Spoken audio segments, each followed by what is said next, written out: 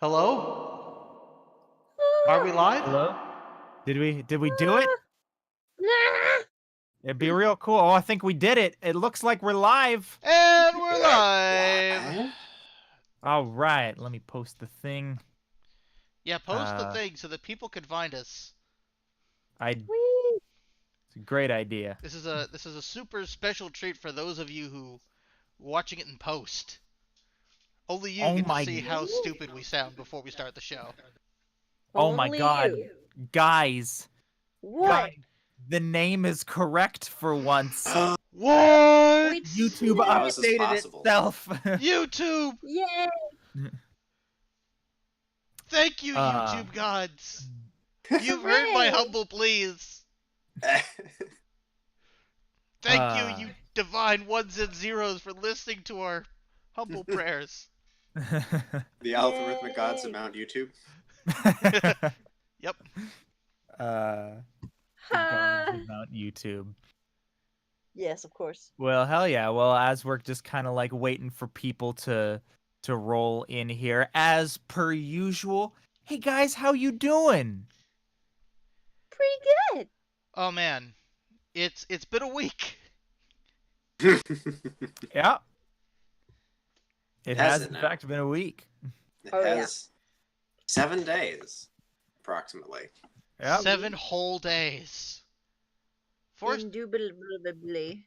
What has that been like for you, man? 7 days? Yeah, man, because don't you, Yeah, like, man. cease to exist? It's Well, true. It must it's sound true. like yesterday. Like Yeah, how do you make almost it an hour 7 ago. days not existing? How does that even Yeah, I'm dude. impressed.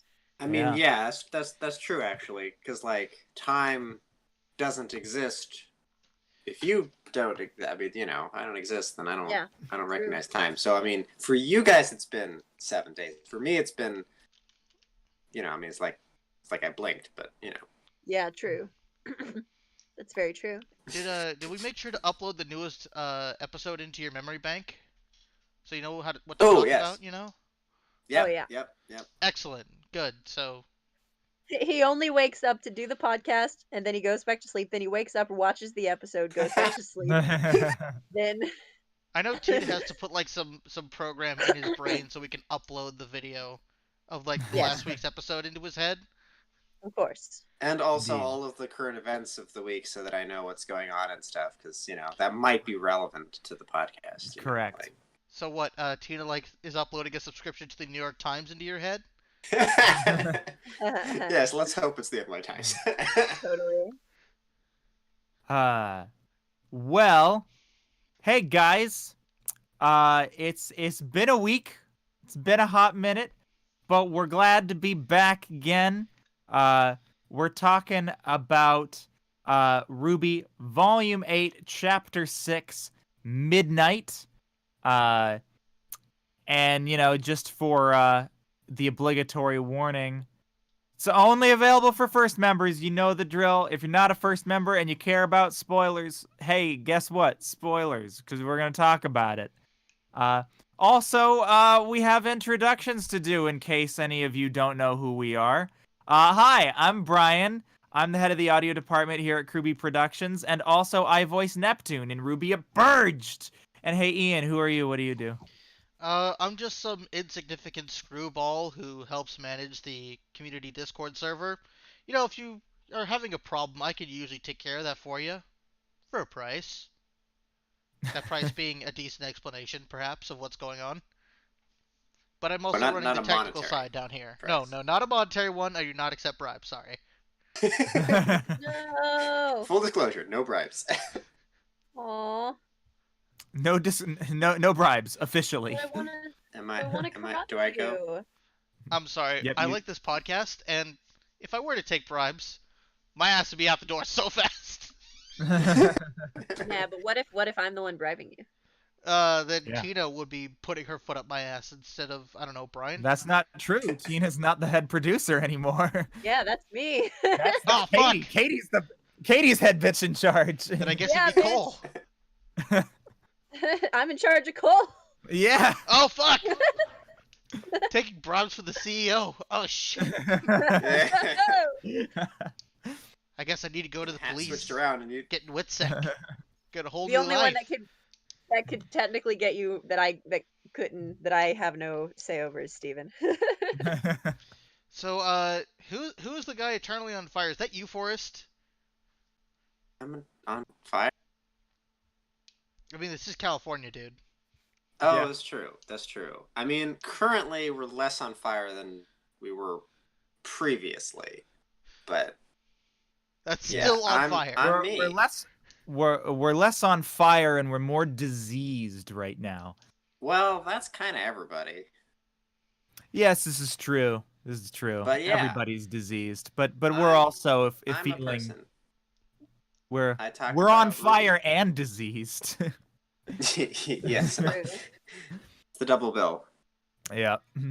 But yeah, I talk about RWBY on this podcast. I am a person that is about all I do. I don't do anything else special, fancy. Well, heck.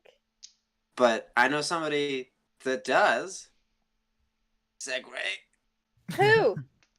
You. Who is it? What? That's crazy. Hi, everybody. I'm Katie. I go by Connie Day on the internet. I'm a voice actor, but also here at RWBY, I'm one of the head producers. It's myself and Steven. We are currently the people running the show, and I also have done some righty boy things before. But yeah, I do a lot of the acting. I've been doing a lot of producery boy things the last few months, trying to get some stuff on track. We're slowly but surely, one day at a timing, some stuff behind the scenes, and yeah, making it happen. But Swear today to we're you here doing a people. podcast for you. I swear to you people, we're doing things. Things are happening. It's just really hard because life and also teams.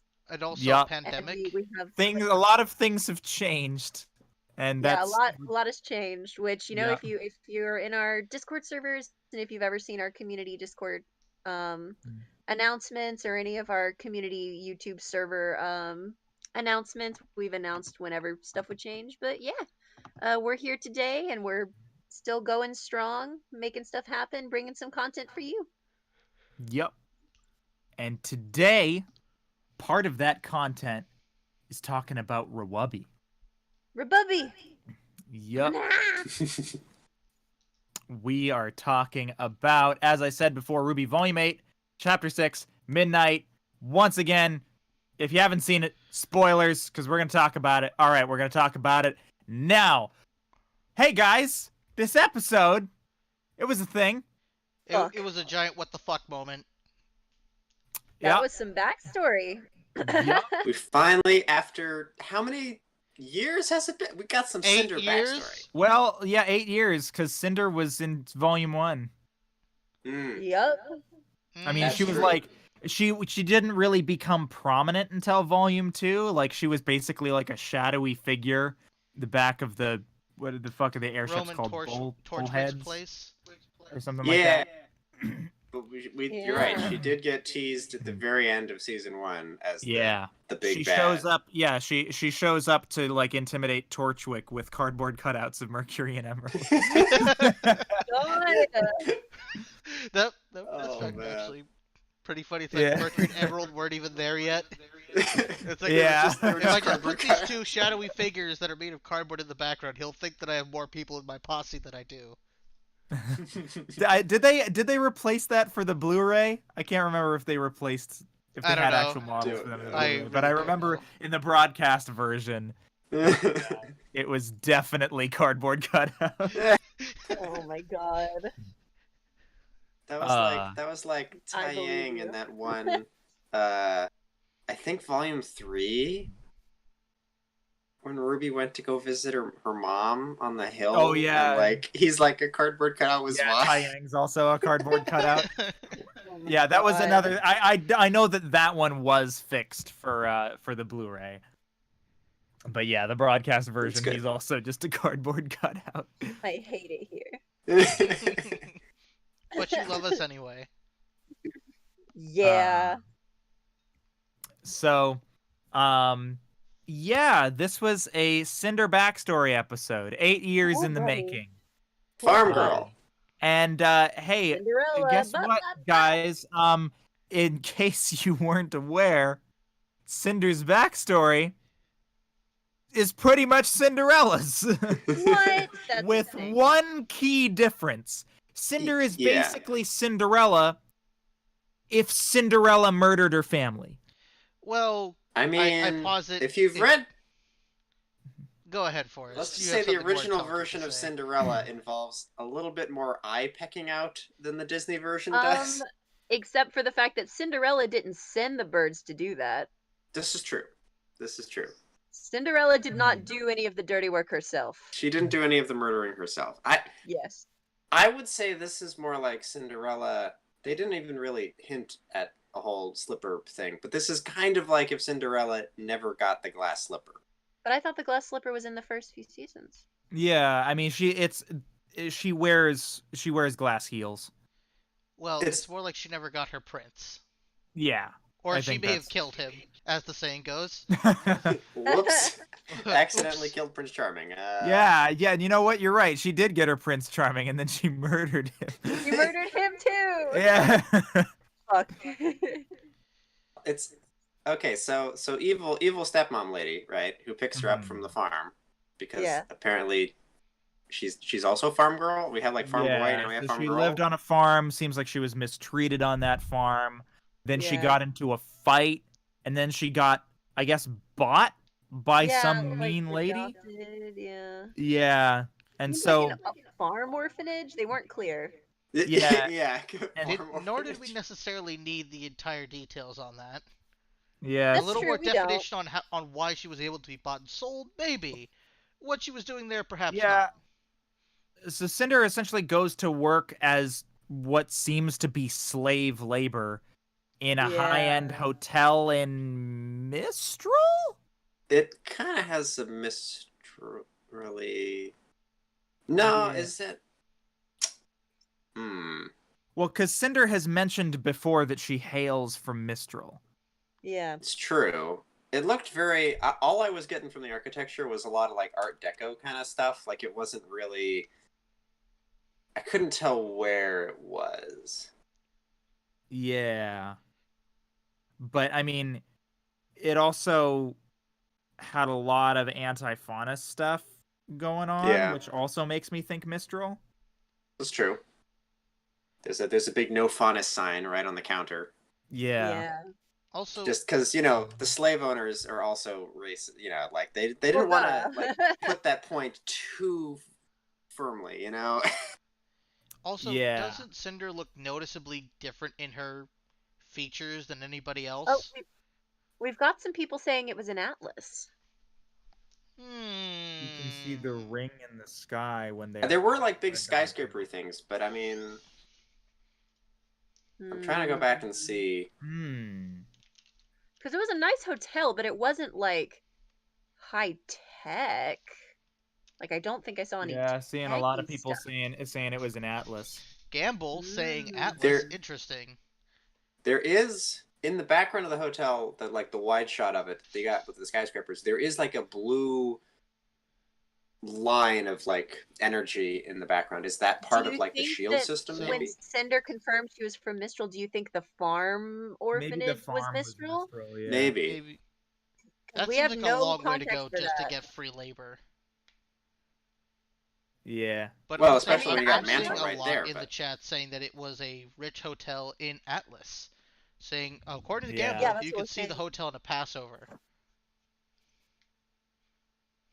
Yeah. Really? Interesting. I'd never noticed. Then if Cinder I'll look Cinder for has been that. confirmed saying she's from Mistral, then that would mean that this mysterious orphanage farm is Mistral. I mean, or she could have Or it lied. could be a lie. Just a flat out lie. I mean, like, as far as I'm concerned, I think Cinder dodged a bullet just based on other things about mysterious orphanage farms I've seen. Oh my God, Brian!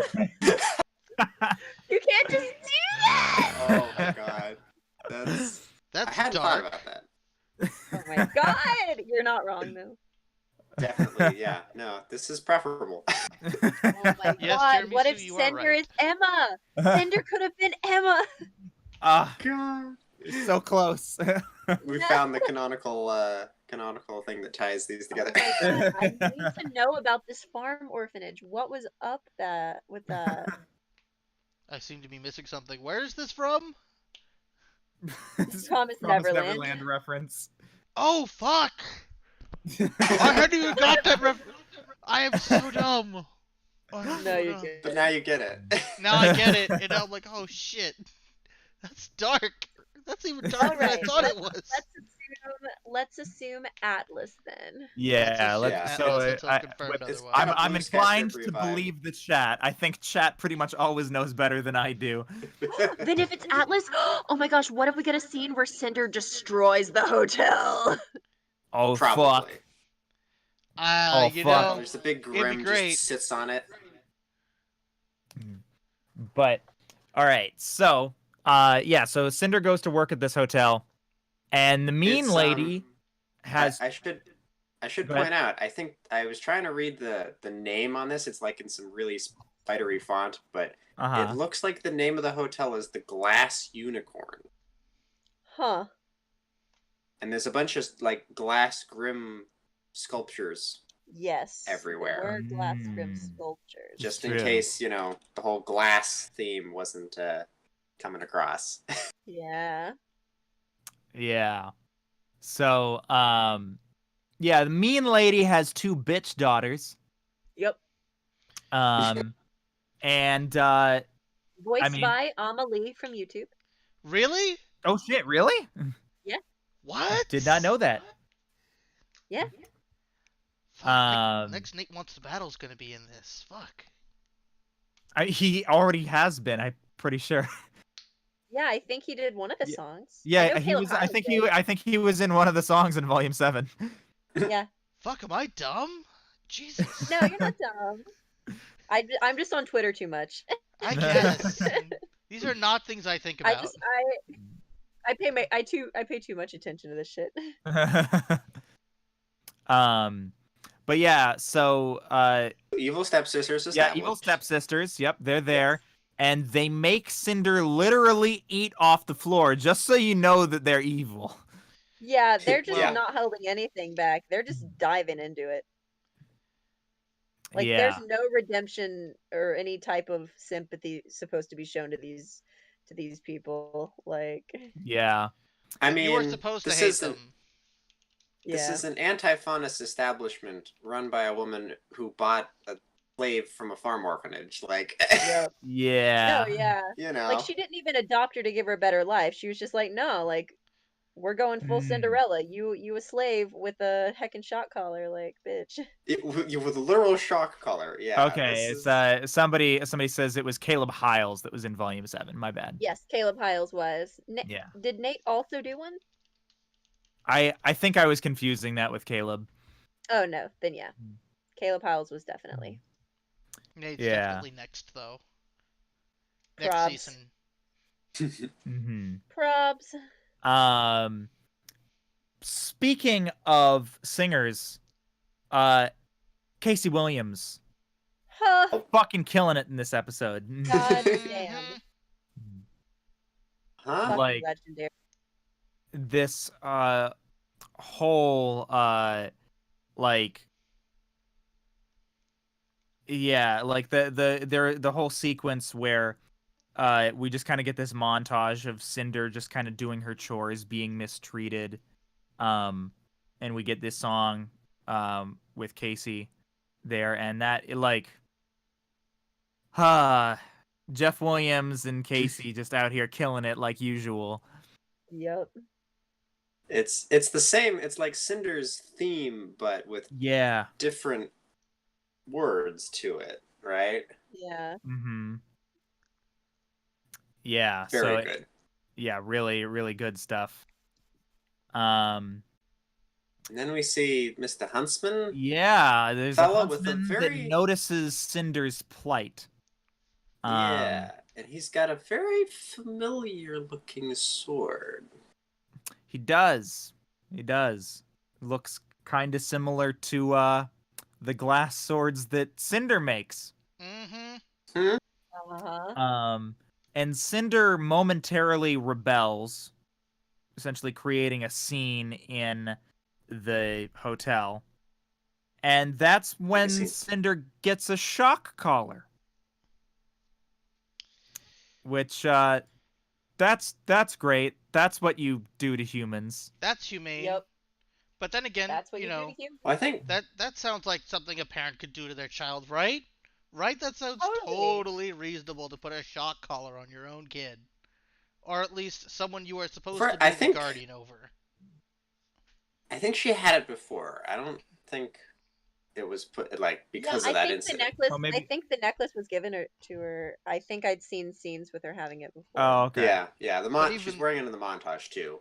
Yeah. But even so, it's still a shock collar. Yeah. Well, Yeah. we're not contesting that. We're saying that the time frame in which she got the shock collar was just as shitty. I think this scene is just supposed to show us that and it like this is a thing that happens on a regular basis. This is where we Yeah. be. Now, we also hear a familiar phrase come from Cinder, where Yes, we do. where Mean Lady tells her to say it, and she responds with, "Without you, I am nothing." Yep. Yeah. Hmm. So it's kind of like, and we can kind of talk about the parallels of this a little bit later, but it's like there's a tragedy here in Cinder's story in that she's kind of constantly in captivity, so to speak. Yeah. Yeah. She's traded one villainess for another. Yep. Yeah. The cycle of abuse, like she goes to probably what she knows. Yeah. And so Cinder goes and steals that sword. And she was most likely planning on using it against her awful family. Yeah. And who But- could blame this 10-year-old? Yeah, not much. Who could blame her? And so the Huntsman shows up and he sympathizes with her, but he warns her that hurting them won't do any good and she'd be running for the rest of her life. And so Cinder basically voices her desire to be a huntress. She wants to be a huntress so that she can go anywhere and do anything.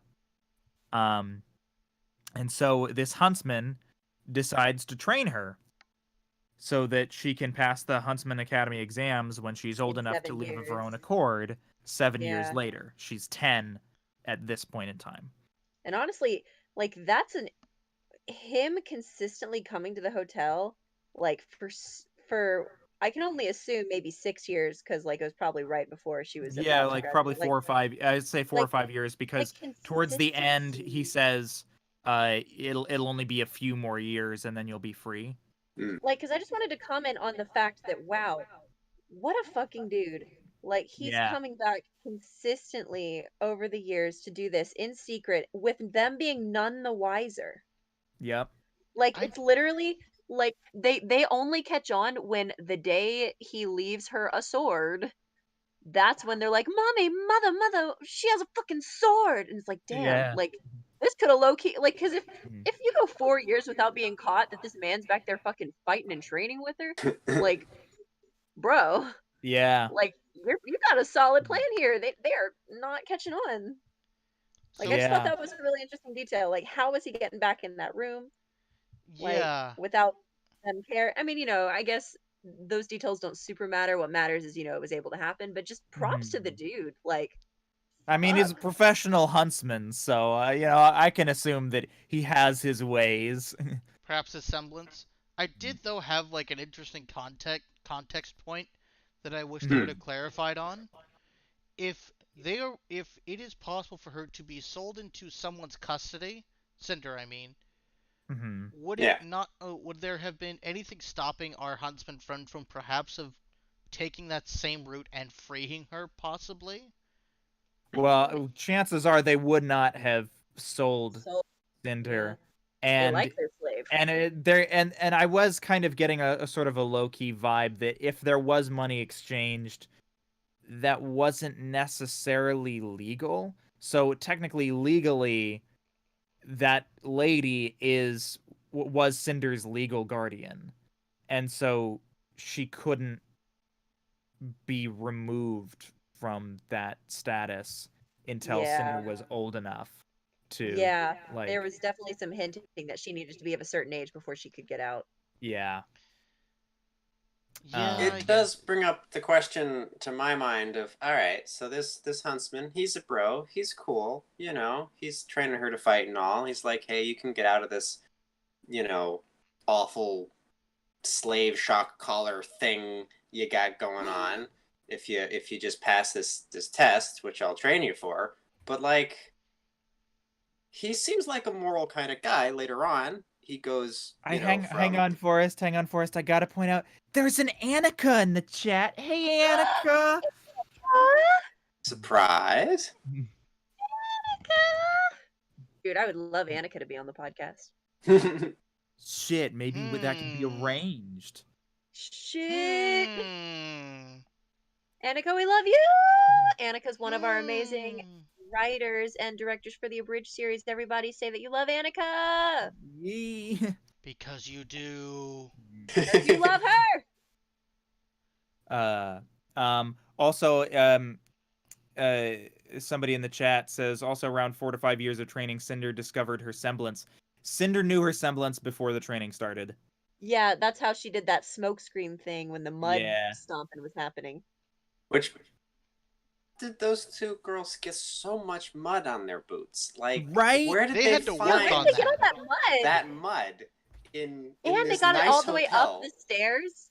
Like, bro. like they just like went out, like they just went outside, like got a bunch of dirt, put it in a bucket, then like took the bucket inside, Oh filled my it with God. water so that they Yeah. could make mud, stepped in the bucket, and then just walked over to Cinder. You know, honestly, that's Unless some fucking commitment because these girls are prissy. They don't want to ruin their boots. Why wouldn't they just dump the mud? No, they wanted to take the extra step to make the footprints so they could have a Yup. dramatic entrance. And I honestly respect the hustle. I mean, they're I feel You like know, they they're don't I next feel like they level don't care bitches. about getting their like shoes dirty though. You know why? Because mommy's got money and mommy can just buy them more fucking shoes. Or their It's slave true. will, It's at the true. very least, clean Will clean them. perfectly. Yeah, it's true. Yeah. Because she's Yup. doing laundry. You can bet your ass she's doing their laundry. Oh yeah. Hey, you know, Absolutely. maybe, and I think this would be very fitting, maybe one of the girls' semblances is making mud appear on their feet. Wow. Oh my God. Mud Imagine. semblance. What a semblance. Mud semblance. She could have been so much more, but she had to use it just to make mud.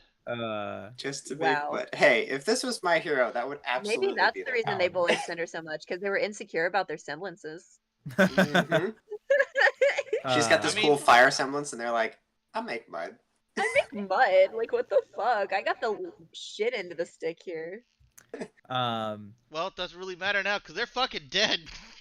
Yeah. That's true. so They are literal They're mud making now. mud in hell now. Oof. No, they're So- gonna make fine clay when they decompose. Oh my God. So yeah, Cinder, bottom line is Cinder trains with this huntsman for several years, all the while enduring hell. And then once Yeah. she's reached a certain point, the huntsman decides to give her a weapon, the weapon that she stole back that started all of this. And Should've waited until it she was seems that living maybe there. that wasn't the best idea. Yeah, like she has no privacy, no autonomy. Hmm. Like, there's no way she's gonna be able to. You know how those parents are. You should have waited to give her the weapon when she was a free woman. Like, that could have been her, like, her treat to get out. Like, because what do you Yeah. think this fucking teenager's gonna do with a weapon when the mom pulls the shock collar on her? You don't give that to the teen when they're still trapped like that. I mean, if your goal already is to just leave them there, then, Yeah. like, and you don't want any I shit to go do- down. See, I do still question this because, like, right, this guy is clearly a noble huntsman type of He's guy, clearly a right? bro. after all, right, when he discovers that she's murdered her stepsisters with the sword he gave her, he immediately turns on her. And he immediately like, I'm gonna fight you now. He Well, we're pulls out gonna his talk mace about guns. that. We'll get to that. But- We'll get to that. But at the same time, this is a guy that goes to a no faunus, slave shot collar waitress having establishment and is all chummy with all of the people who also frequent this establishment, right? So clearly, either the no faunus allowed thing doesn't bother him, or he's cool with it. And he at no point does he say, "Hey, maybe we should just leave." Maybe the right thing to do would be to not wait 7 years while you are enslaved to these terrible people, and then you will earn your freedom. Maybe we'll just leave. I can train you someplace else. But then and that then makes him liable because then he's a kidnapper. Oh, sure, but I mean, if he's a moral, I see. My question is, I don't necessarily know that this guy is like. He's not a rule breaker, right? He walks into an establishment that says no fraunus, and he doesn't question that. Right. He is training this girl who's basically a slave, and he's like, well, I'll train you, but like, I can't do anything about the slave thing. Nah. I don't wanna push the boundary too much. Like I feel like a truly good character type, like a Team RWBY kind of character, wouldn't stand for that. Oh There'd yeah, be let me train you in secret break for her 7 out. years. Well, There'd be a jailbreak real soon. But I feel like, like Team RWBY is kind of like in this camp of like chaotic good, right? Where it's like they have their ideals and they'll kind of do whatever it takes to achieve those ideals. Like, I don't know, say stealing an airship from an Atlas military base. No, Yeah. yeah, exactly. I think the bottom line is that the times that these were in, Annika in the chat makes a point that I was also thinking, is that this was the norm. And I'm sure if we had more of a backstory for this dude, I'm sure he was conflicted about all that shit and was probably just doing his best. Like, no one said he was a fucking perfect saint, but Yeah. at the end of the day, they're framing it as this dude wanted to help her. And yeah, there are better things that maybe could have been done. But like he states himself, like, you're going to be running for the rest of your life. Let's try to do this the lawful good way, not the chaotic good way. Yeah. Like, that's the best way to frame it, I guess, if we're going like from the RWBY girls being chaotic good. And so Yeah. I think that's why the approach he took, even though I agree, I think getting her out, I think her running from them wouldn't be that bad. Versus now she's on the run for, the murder stuff. That's a different situation. But I think in the beginning when he was like, you'll be running all your life if you run now.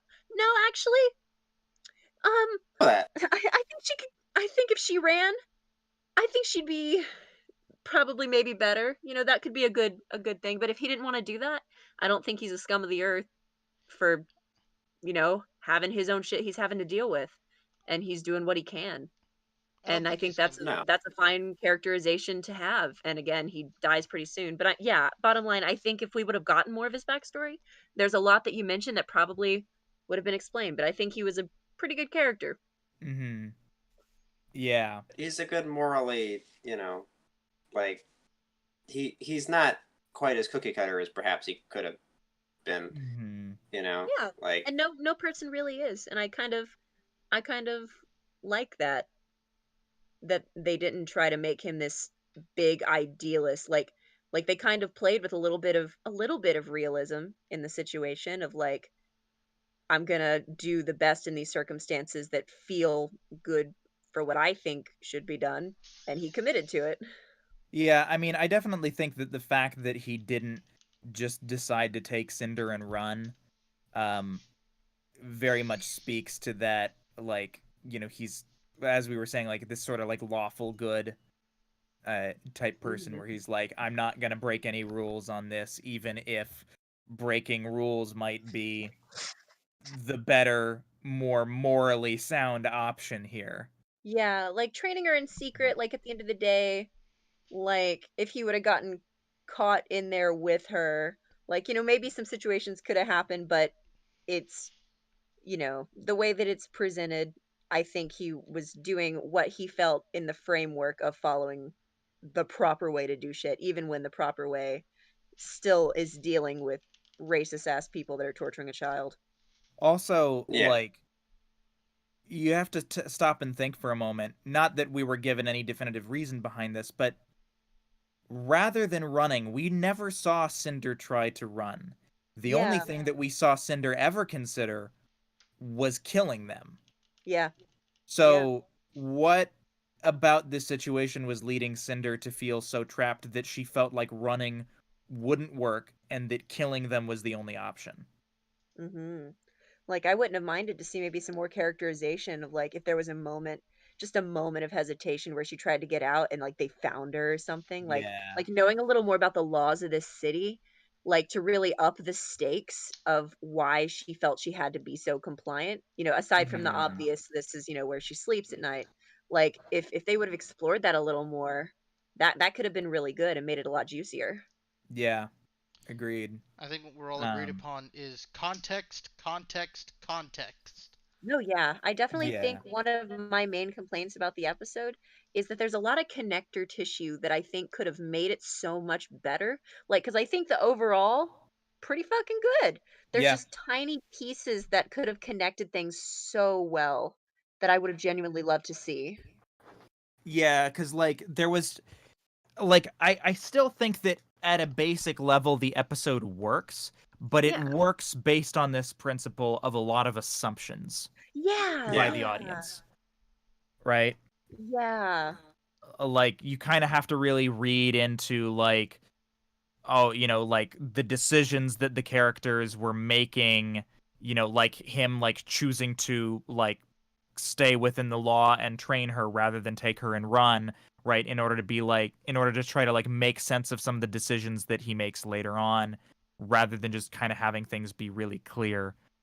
So like once again, I feel like it works, but it's really kind of putting a lot more on the audience to make sense of it working. Yeah, because for a really emotional attachment to happen, like you were saying, context and really building up the stakes would have really helped because yeah, I do think that there was a lot of the writers being like 2 or 3 steps ahead when they were writing the next part instead of gluing some of the Mhm. stuff together that could have actually made it have more of an impact. Yeah, and that's a really common. Now, I will say that I feel like in the case of this episode, because this episode was already 19 minutes, so Yeah. I feel like it was probably less of the writers uh not thinking about this stuff and more of No. like we got to cut this down. No, yeah, I Yeah. never Well, said they they Um, had didn't they think had like this story Cinder backstory takes like half of the episode, so they had 10 minutes less than to get through all of this, which is not a Yeah. lot of time to yeah. build, build empathy for characters, build personalities for a bunch of new characters we've never met before, to establish their relationships with each other. That's a Yeah. lot to do in 10 minutes. Yeah. Yeah. And so I like that being said though, like there have been instances in the past in Ruby where I have felt like there were things that the writers didn't necessarily think about. And it's something that like I think it's a pitfall that a lot of writers will fall into where like especially newer writers where they have a very clear image in their head of who a character is. They understand, certain information about a character. And so what they write on the page makes sense to them, but then they forget that like certain context, certain things about that character haven't been explained to the audience yet. And so while because they know that information, what they wrote makes perfect sense to them in their head, but it doesn't actually make perfect sense to the audience because the audience is missing context. Yeah. I've definitely seen that happen before. I think I've seen that happen before in Ruby, but I don't think this episode was that. Yeah. Um, I really think this was just a timing thing. Well, Yeah, A yeah. lot to get through. and relying on those more like, again, we said that Mr. Huntsman isn't maybe a super stock character, but a lot of these characters are kind of, Yeah, evil but also evil if you stepmother, evil stepsisters. So that gives you a lot to work with if you're running on like a time budget, essentially, yeah, because I you mean you if just you have to hint at the character and then the audience fills it in based on, their assumptions about that archetype of character, right? right. So Yeah. it's And a time saving tool. yeah, I definitely don't blame like the fact that the stepsisters and the stepmother and all of them were like so kind of like cookie cutter horrible, very much in line with the original, Cinderella story, right? Yeah. It's just kind of like, yeah, there's no problem with that. Like I don't see any issues with them being cookie cutter in that regard because one, it's a more direct reference to the original source material that they're based off of, Yeah. and two, like it's a backstory that lasts 10 minutes, as you said, right? And they just Yeah. they just have to get through it. They have these archetypes of characters that they have to establish for the story to make sense, and that's really all they were needed for. So it doesn't make a ton of sense to spend a whole lot of time fleshing out a really complex character if they're only going to be on screen for 10 minutes. Yeah. They're bit characters that serve a role Yeah. for, Cinder, but we're not going to see them again, probably. So Right. Especially because they're all dead. yeah, that would probably be why. Yeah. A little Like, bit. what are they going A to little become? stabby. Force ghosts? Oh shit. So Yeah, we have our training montage. Which part are we at? So we get to the point where we're at the point where Cinder has received the sword. Yeah. And so yeah, the sword gets found and Cinder murders the family. Yep. And as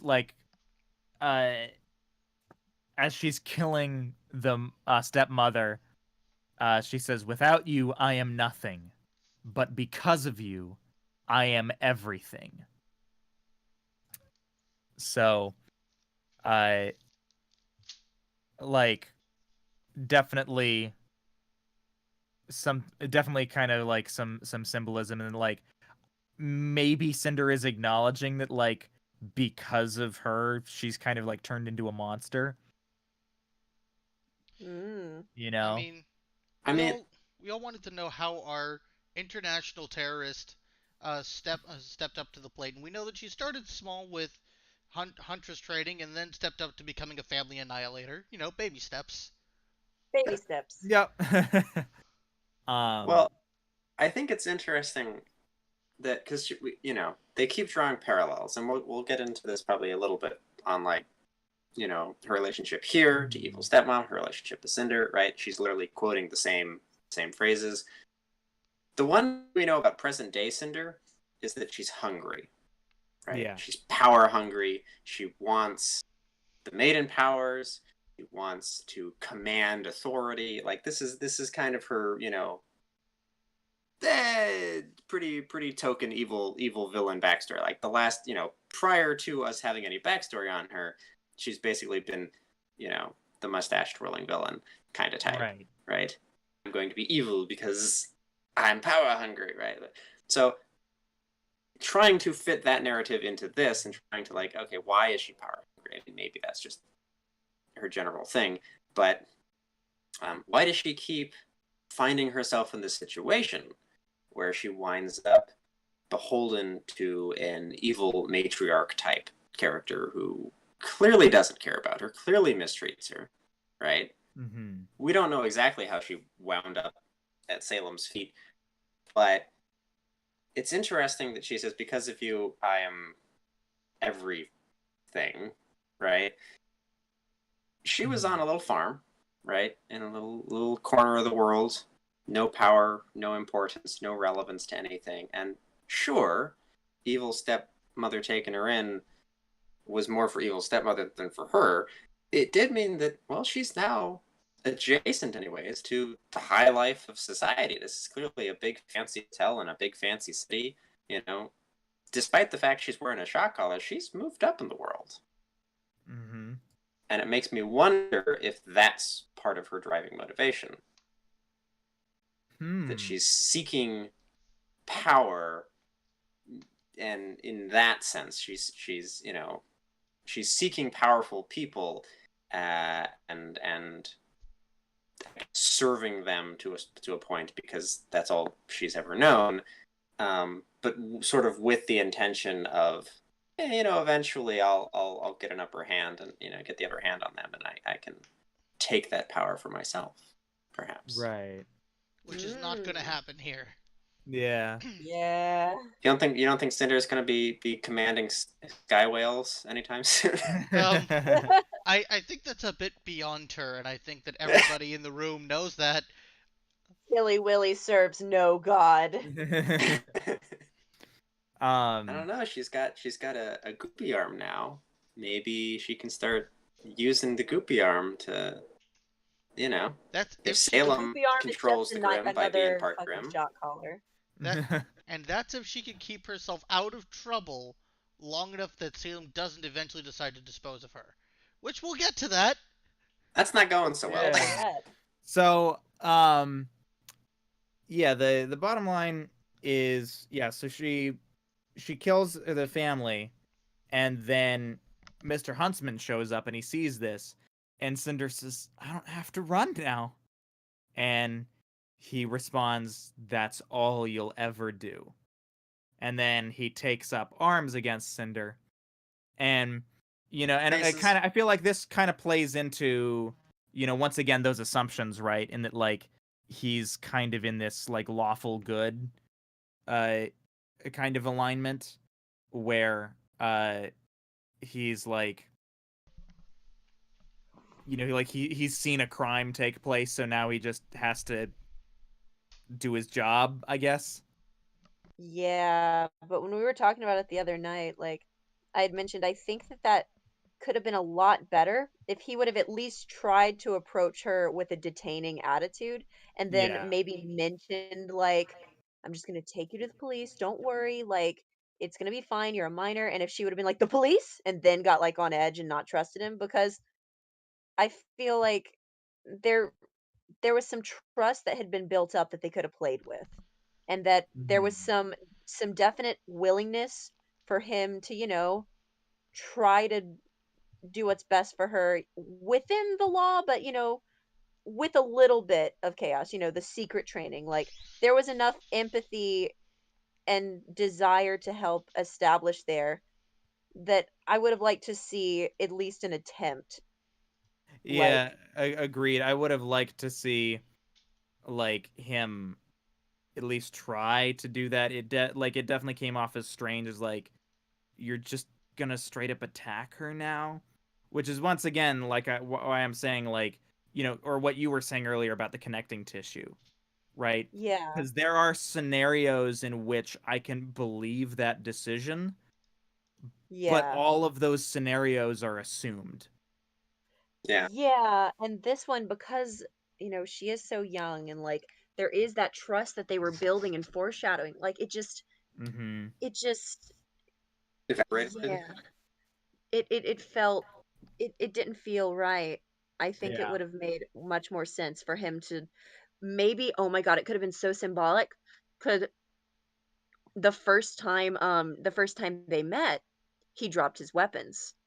If she would have gone Mm-hmm. in, or if he would have gone in and just dropped his weapons and been like, "Hey, come on, like, oh, I need to take you in, I need to this and Mm-hmm. this." And she would have been like, "No, you're just like them."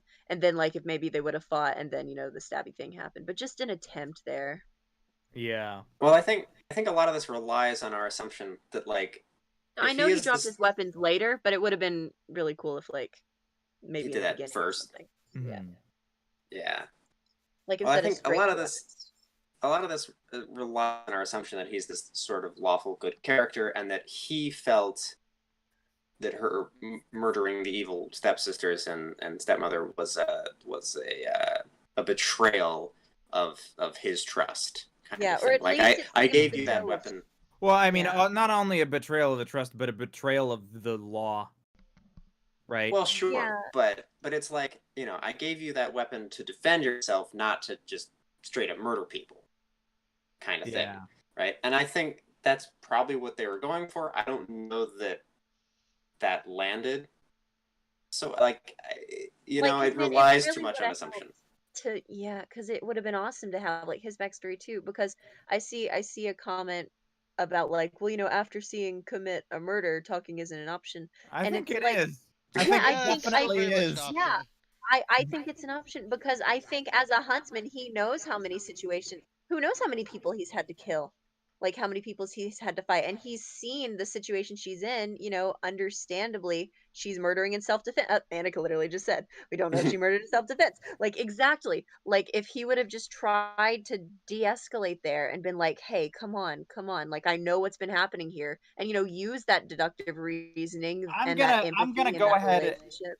I'm gonna go ahead and say I don't think it was self-defense, No, especially, Brian, especially I don't think we're considering, saying it was. I'm saying like, there could have been like well, I don't a think that there could have conversation. been. I don't. Well, there definitely could have been a conversation, but yeah, like I see Annika saying we don't know if she murdered in self-defense. I think we do know that she didn't murder in self-defense because we saw we saw how she wound up murdering her stepmother, right? Yeah. She's like, her stepmother is on the shock collar, but the stepmother is on the shock collar because she's getting choked out. Shock collar isn't working, and she literally choked her to death. There was no reason to do that. Like, there were other ways to handle that situation. So I definitely Depends think, on.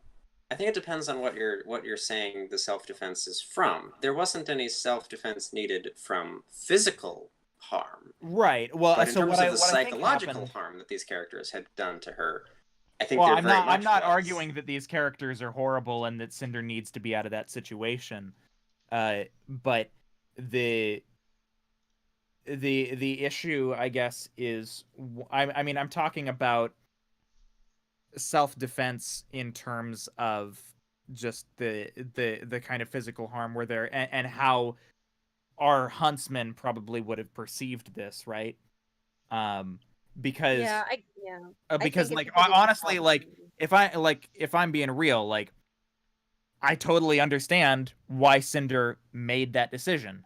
She was like, all of a sudden, they were going to take away her weapons. Her weapons were her out, right? They were how she would, when she comes of age, how she would be able to escape this place and go live the life that she wanted.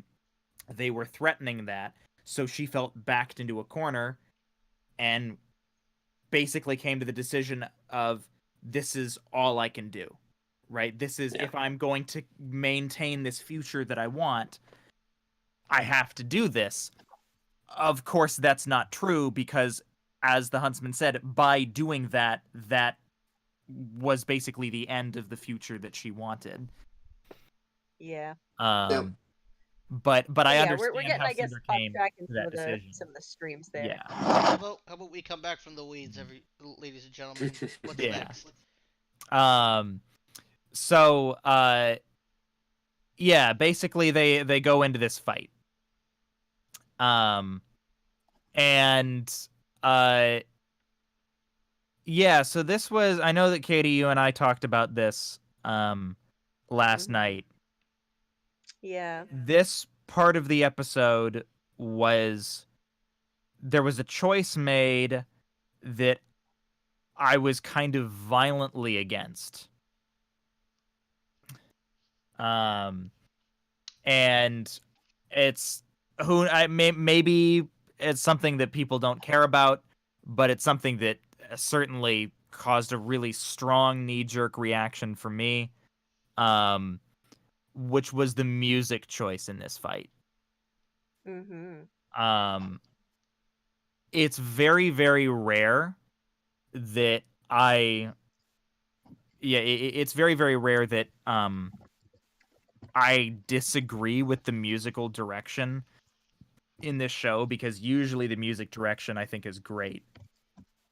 But this was a choice that was made that I think, you know, yeah, that if I had been in the room, I would have had some things to say about it for sure. So they do this kind of like hype, Jeff Williams like rock thing for the Yeah. fight.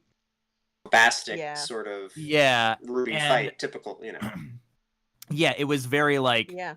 and it seemed like the thought process behind it was, oh, RWBY fight, gotta hype up the audience. Mhm. And literally within just hearing like the first 2 bars of the music, I was like, no, please stop, don't do this. And the Yeah. reason why is because in my mind, now I before I say that, like, I want to point out this wasn't a wrong decision, right? Like the decision to put this music to this fight wasn't a wrong decision. It's just one that I very heavily disagree with. Yeah. Because it's a creative choice. But in my mind, uh, this scene where Cinder is fighting this huntsman is tragic. It's really sad because this guy has been helping her for years. He's the only person that has ever really shown her any kind of humanity, any sympathy. And they wind up as enemies, and she ends up killing him. Right? Like,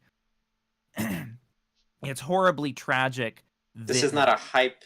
Yeah, this is not a that's what bombastic this fight, came to. And yeah, like that's not hype. That's sad. That's horribly, horribly sad. And I really felt like the musical score should have reflected that and not just gone for the default, fight, gotta hype everybody up. Yeah. And it's not helped, I think, by the fact that the song isn't even over by the time that Cinder stabs him.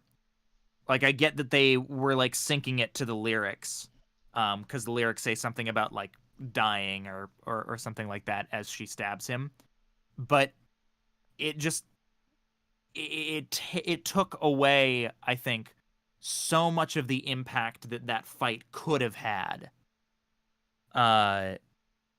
It was really yeah, Gamble. I did listen to the lyrics for the fight.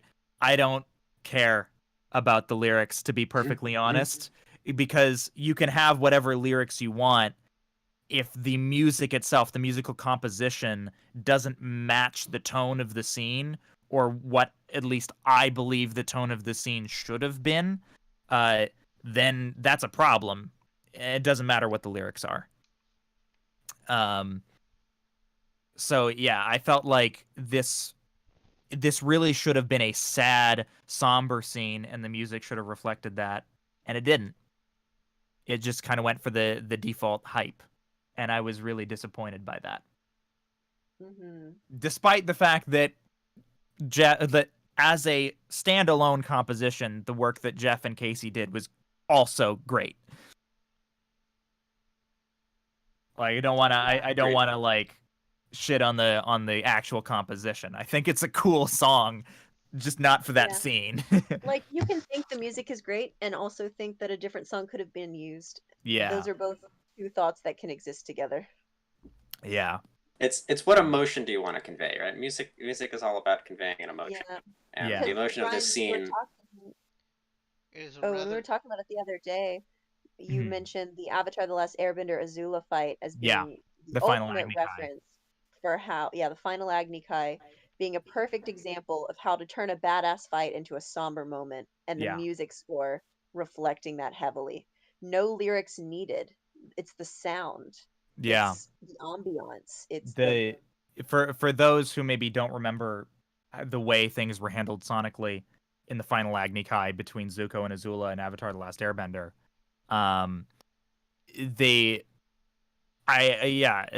that scene, as you said, I think is a perfect reference for how to handle a really intense fight in a somber way.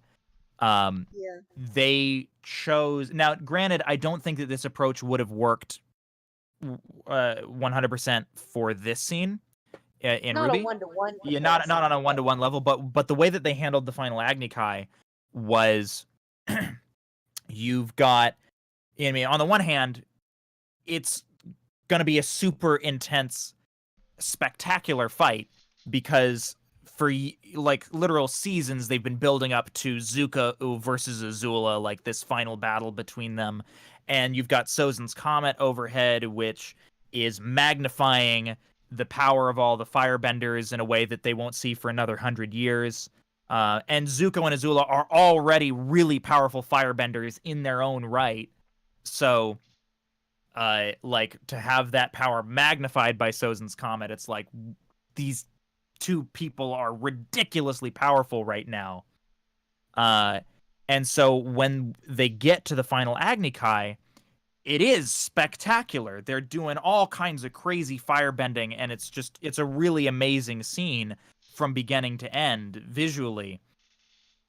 But the music the entire time is slow and somber. And they make the music the focus, and they actually take all the sound effects, all the Foley, and they dampen them. Like they like mute them. So you can still hear them, but they're kind of drowned out. And the music just kind of takes precedence. And the reason for that was because the creators of Avatar The Last Airbender understood the gravity of that scene, right?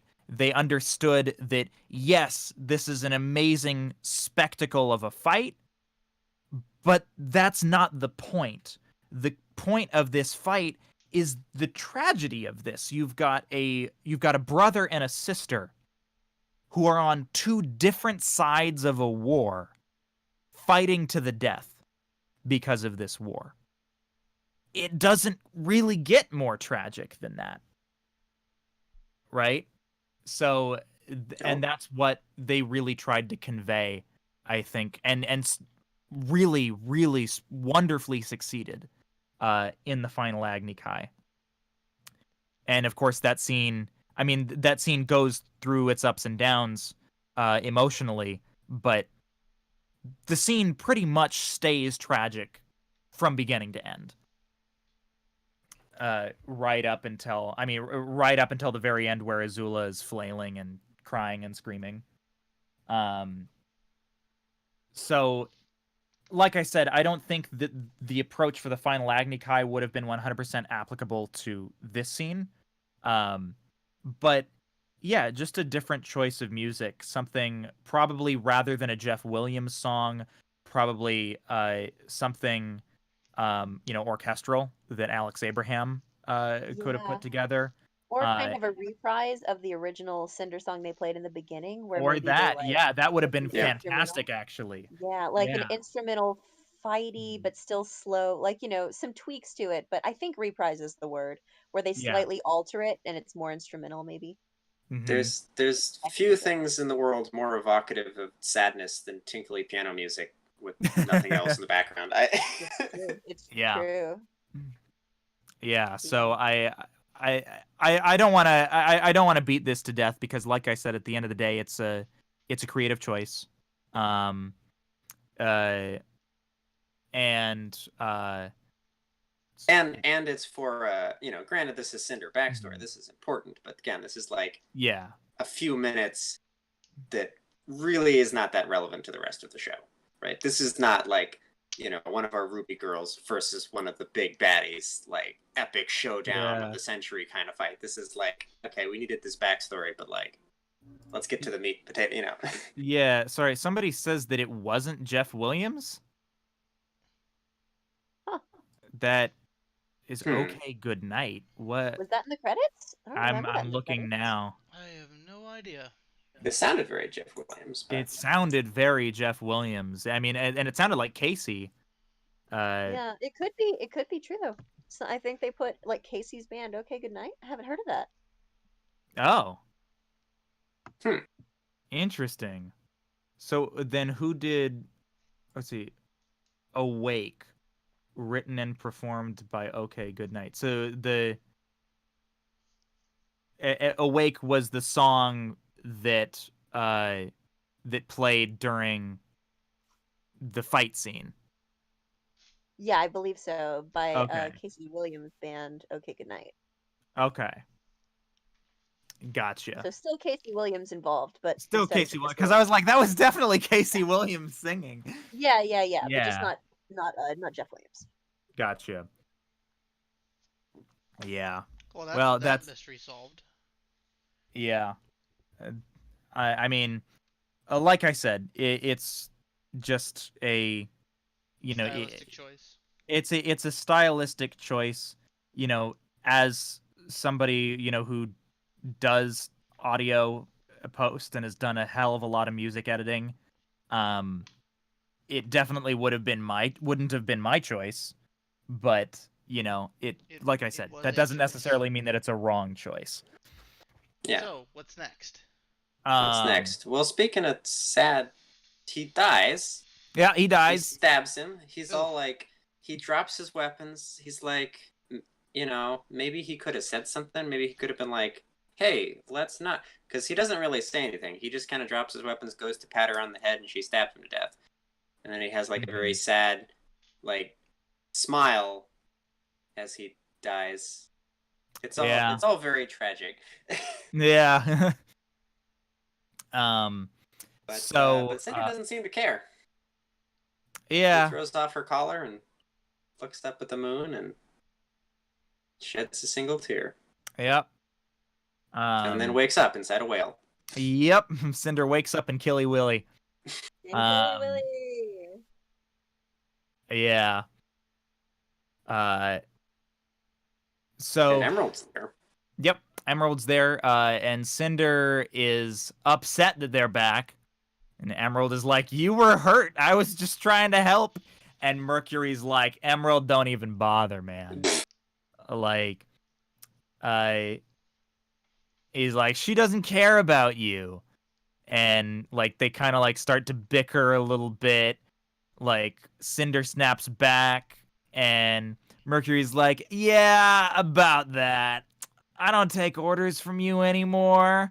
I'm Salem's little henchman now." Yeah, about that. Yep. That is Mercury literally living up to his name. He's mercurial. Who'da thunk? Surprise, surprise. I was laughing about that so hard. It's like, well, that makes a lot of fucking sense, man. Mercury being a mercurial person, a fair weather friend, makes sense to me. Also, he's probably tired of sitting on his ass. For what, 4 seasons? You mean he wants to be in the show again? Yeah, like, if I were that kind of person and that kind of shit happened to me, yeah, I'd become an asshole. Yeah. So, yeah, Mercury is like, "Hey, Emerald, don't back Cinder. Like, she's kind of on the out." She's on the rocks with Salem, man. Like, you don't want to be attached to that. I just want to give my boy Yuri Lowenthal his due. Yeah, boy, every time Mercury has lines, I'm like, yay! Yeah, what a Especially 'cause boy. Fucking great. What a fucking boy. So, yeah, basically, Cinder is then left alone in her meat chamber.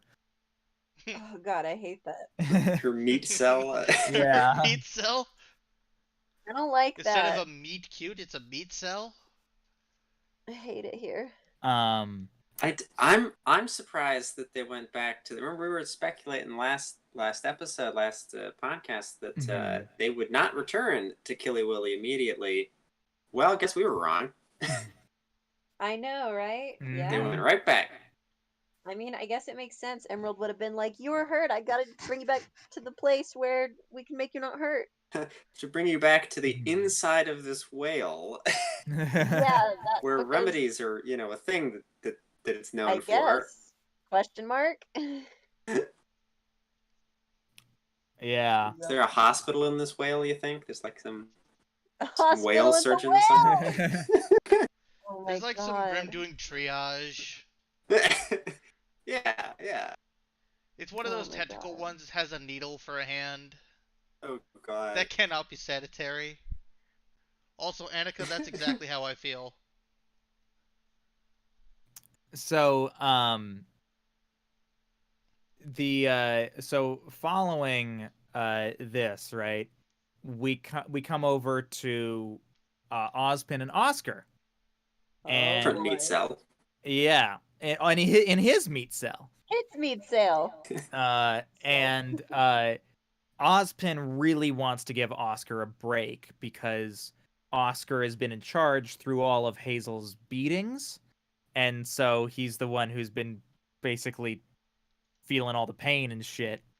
But Oscar's like, no, I don't want to give in because he believes that Hazel has been holding back because he isn't Ozpin.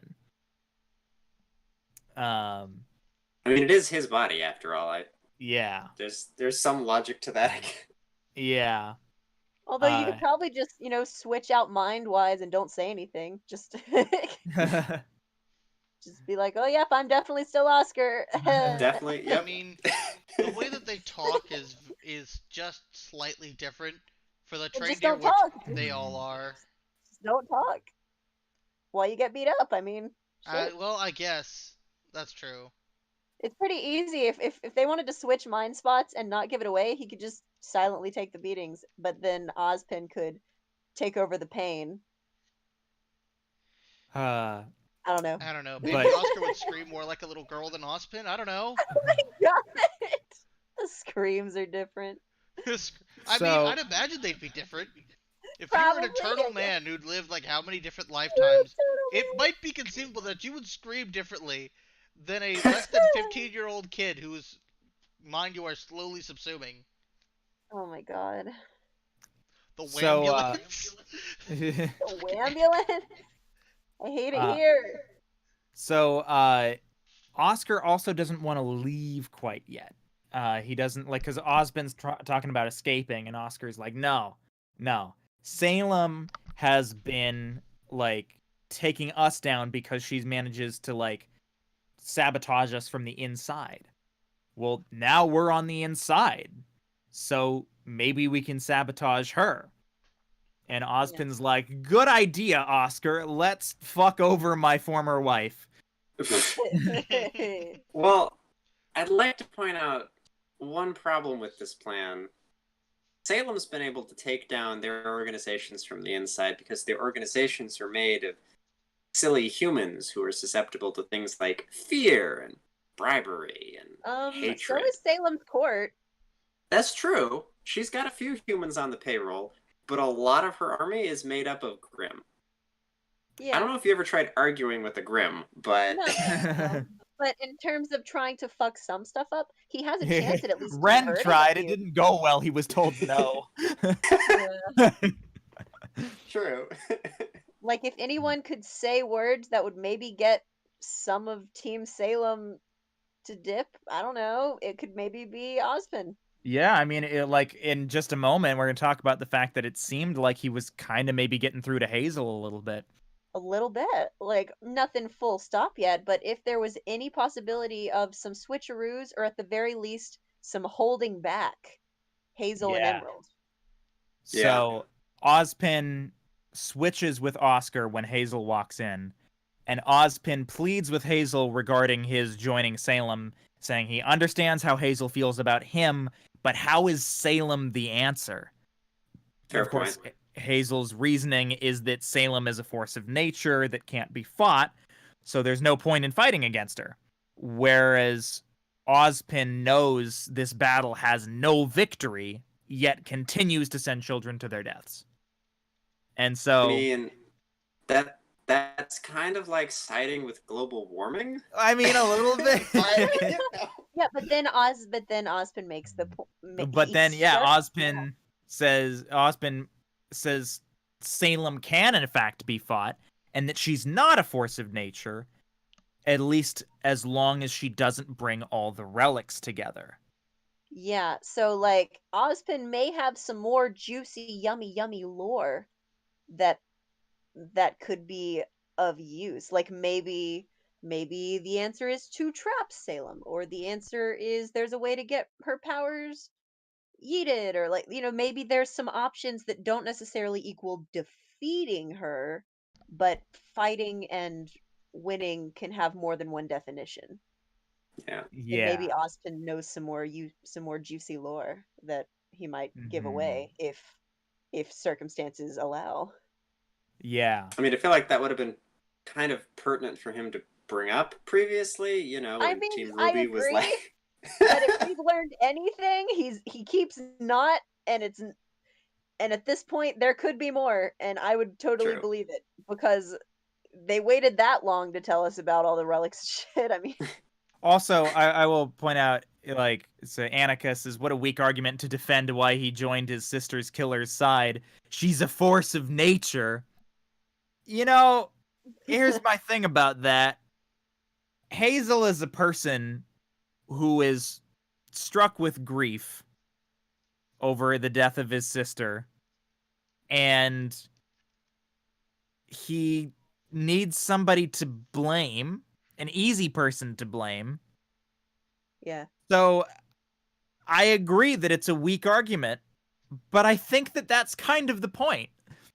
Yeah, because I think if we've learned anything, like some of the suckiest situations are desperate people clinging to weak arguments. Yep.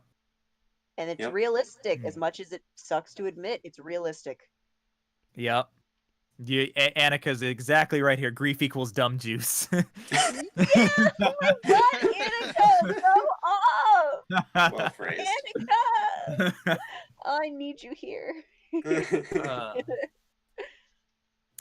Um, but yeah. So in any case, this argument seems to somewhat get through to Hazel, but this revelation is interrupted by Salem herself, Yup, and yup, she's yup. calling everyone to the bridge. Also, I just want to point out, I love the little things that they're doing visually with Salem. Yeah. Like, this season, we've gotten so many, like, shots where she's been framed in kind of this really intimidating way. Yeah. And I'm really feeling more intimidated by Salem this season. Yeah. Yeah. Um, so, yeah. But anyways, everybody gets to the bridge. Salem has received word from Watts about Penny. And Cinder is punished for not obeying Salem. What a thought. What a thought. And her and What a her thought. goopy arm, it turns out, is just her new shock collar. Yep. Yeah. Yep. So, but then Salem says that Cinder's failure is all her fault.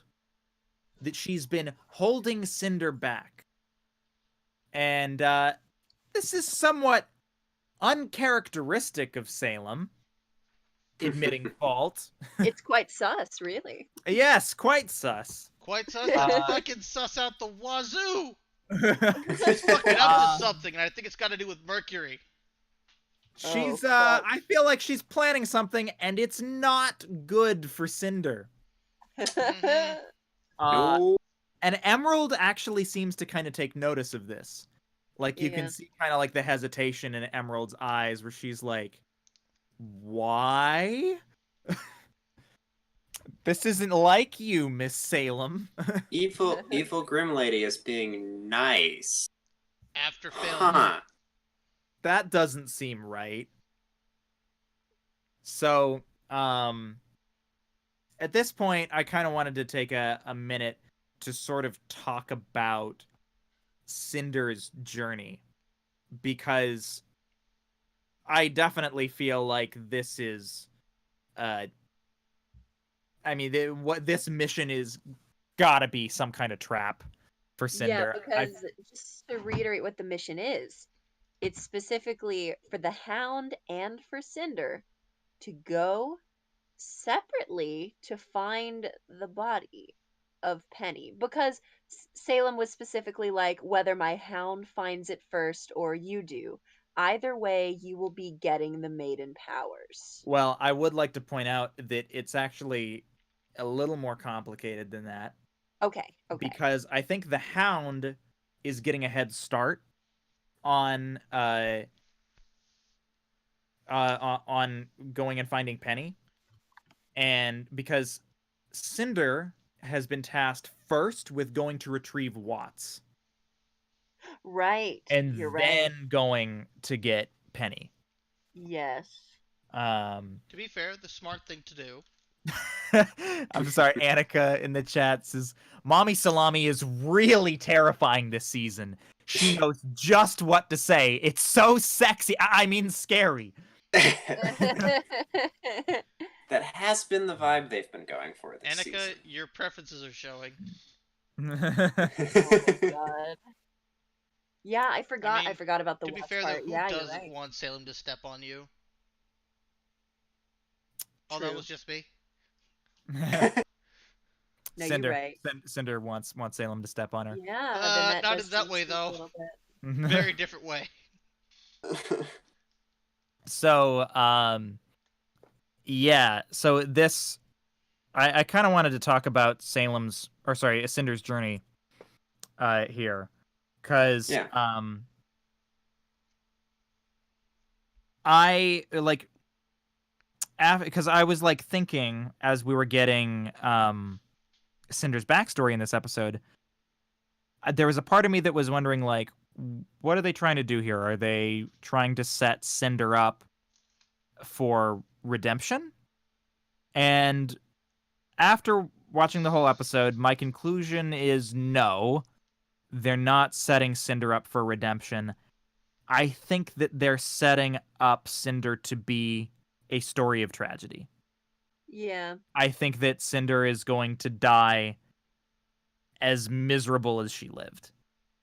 Yeah. And it'll be a story of despair, not rage, like with Azula. Not entitled Yeah. rage, but just simply despair and acknowledge and just fear about how unfair it all is. Mm-hmm. With that in mind, though, who would then gain the maiden powers, depending Okay, I on have how a this theory about this. Yeah, Yeah, there's a Brian's couple got a ways this can theory. go. Here are my two, and then Brian, you can follow up if you have any thoughts.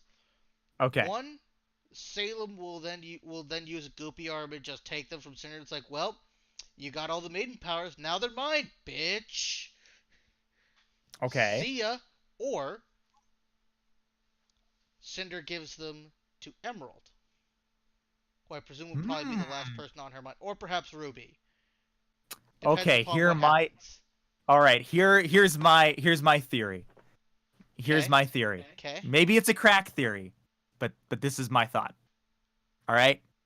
So they're going to get, so I feel like this, like I said, this is a bad situation for Cinder. I feel like Salem's fed up. I feel like she doesn't want to deal with Cinder's bullshit anymore. Right? Yeah. So I feel like Salem wants to dispose of Cinder at the earliest opportunity.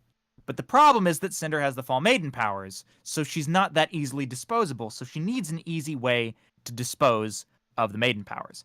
Now, or just to dispose of Cinder without getting rid of the Maiden powers. So, Yeah.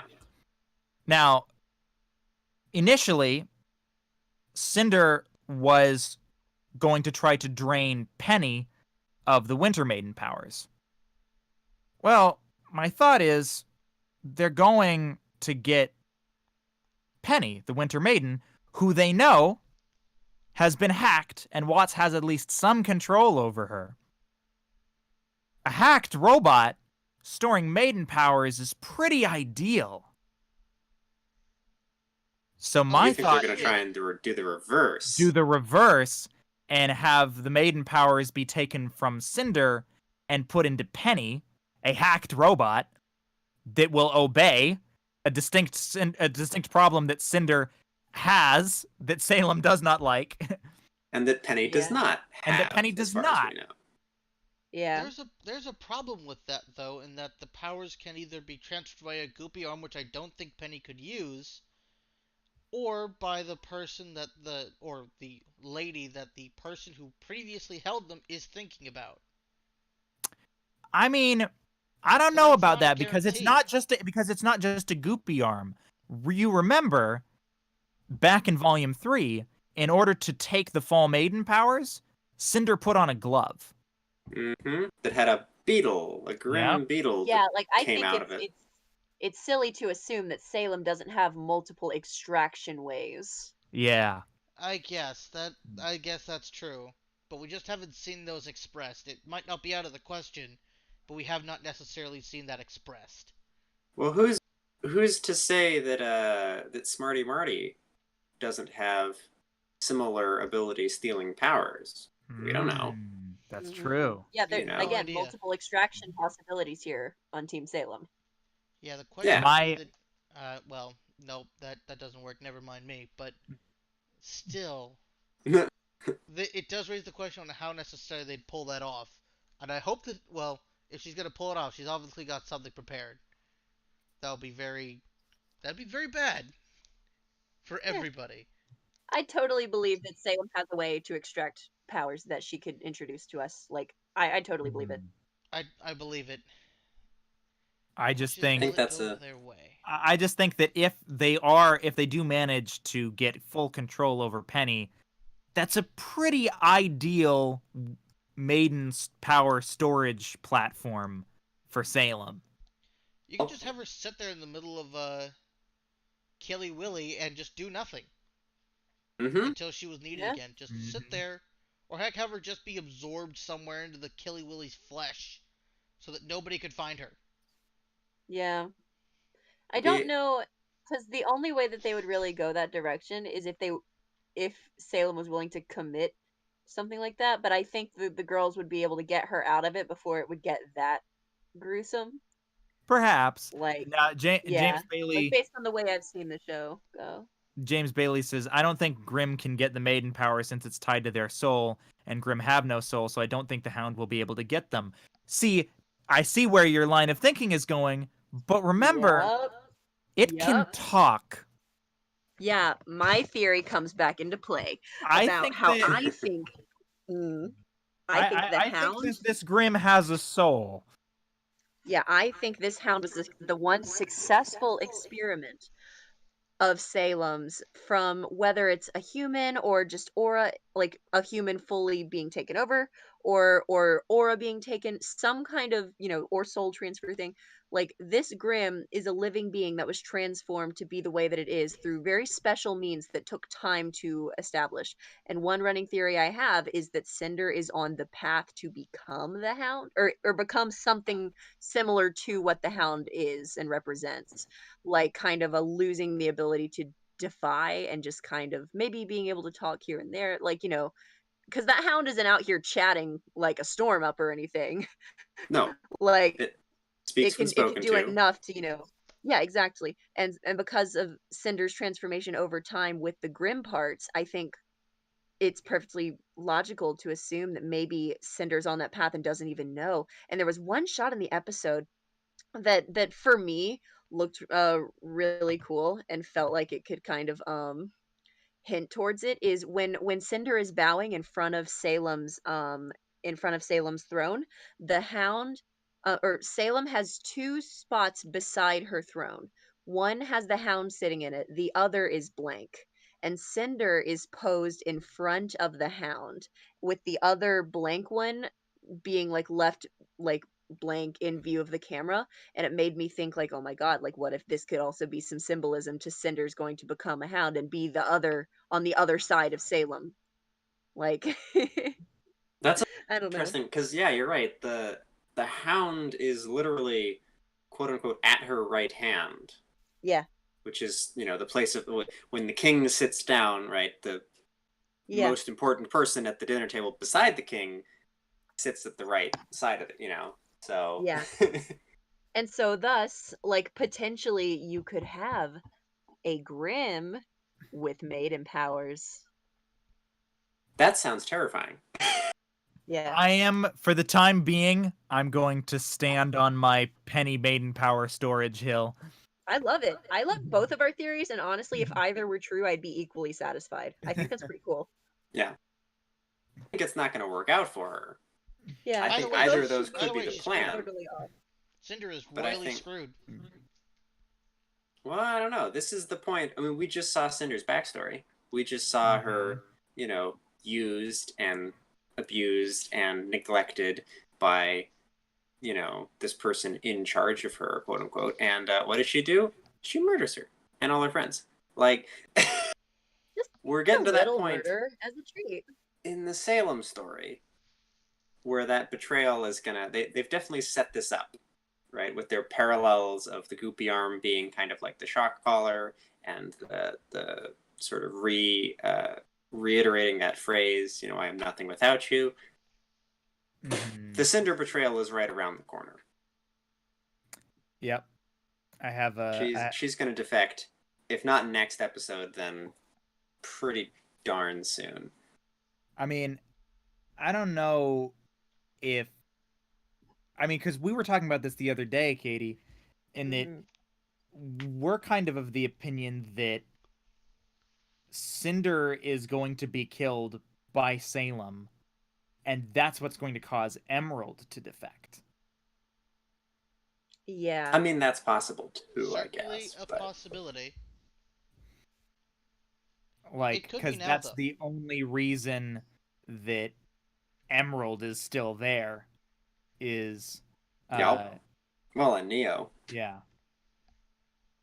So, like, without Cinder there, they have no reason really to stick around. It is telling that this is the point at which they decide to give Cinder some backstory. That's usually a, hey, we need to, flesh out this character a little bit more before. Before we off them, yeah. Yeah, it's Yep. funny how that works. Mm-hmm. Just Yep, enough to make you care about them before we put them on a spike. we might Yep. actually see... Who knows, we might actually see the end of Cinder this season. Fuck. That's I don't Unfortunately, know. the greatest thing a lot of characters do is die. shit. See, I'm still hyping a Cinder RWBY fight to the death, so I'm gonna cautiously say no on this one, but we'll see what happens. We'll see. I mean, I think before Cinder goes, she is gonna see Ruby one last time. Mm-hmm. Well, it is okay. So one random thing I noticed in the credits sequence, right? They do some like concept art in the background. Yeah. Yeah. The concept art for Cinder's room includes a statue of Ruby that isn't present in the actual 3D model of her room. It's just in the concept art. I thought that was very interesting that whoever did the concept art was like, Cinder would have a statue of her arch rival in her room just to like glare at or something. Oh my god. J Master asks how old is Cinder. I don't know that we have a definitive number. I think my Yeah, we only got assumption birthdays would this be year for that the main she's girls. probably early 20s. Yeah. Because like, Yeah. or well, actually, maybe even younger than that. Because when she killed her stepfamily, she probably would have been, like, when she killed her stepfamily, she wasn't 17 yet, so she probably would have been like, I don't know, 14, 15, something Yeah. like Yeah. that. So she might actually be like 18, 19. Like, she might be really young. Well, we do Yeah, we don't also know. we do also have this thing of like when she was in school, they the team Cinder lied their way into Beacon as like a exchange students for Mistral or something. Yeah. True. And we don't actually know. They could have just lied about their age or whatever, but they were roughly school age enough that it was believable. So Yeah. I Like, I they were believe with young Cinder like enough. was representing 21 to 23 at Yeah. most. Yeah. It's hard to or tell that with she was anime like characters. 18, 19, like college, Okay. fresh college age, and then now she's maybe So 23. it says on the wiki, it says that she is early to mid 20s. Yeah, that checks out. Yeah, makes sense to me. Yeah. but But she yeah, looks young for so her age, which is why she can probably pass for Yeah. a student. yeah. Yeah. So, yeah, basically there's some stuff that I think is coming to a head here with Cinder. On a so but yeah, to kind of like finish out this scene here. Ozpin is like, "No, don't help her. You'll be helping bring about the end." And Salem's like, "Ha, bitch, you too late." Yeet. Um, and then the Aesops and Winter are out looking for Penny, and the Aesops are bickering about technology, how much they hate it, Winter's which is like, weird ah. considering they're in Atlas. Yeah, you're literally the Oh technology no, to people. be clear, it's only Miss Thick Bunny Girl that's being like a hate Hair, tech. yeah, Yeah, Harriet, she's just complaining about everything. Yeah, Harriet. yeah, and Winter snaps at them and telling them that they're Atlas elite and that they should act like it, which is like very Winter. Yeah, dude, I could hear the no Xbox for a month in her voice. True. You heard it though. Yeah, no, that's a Yeah. really apt description. Winter said no Xbox for a month. Yup. And so they pick up a transmission from Yang and crew, and they land, and naturally Yang and crew are like not the happiest to see them.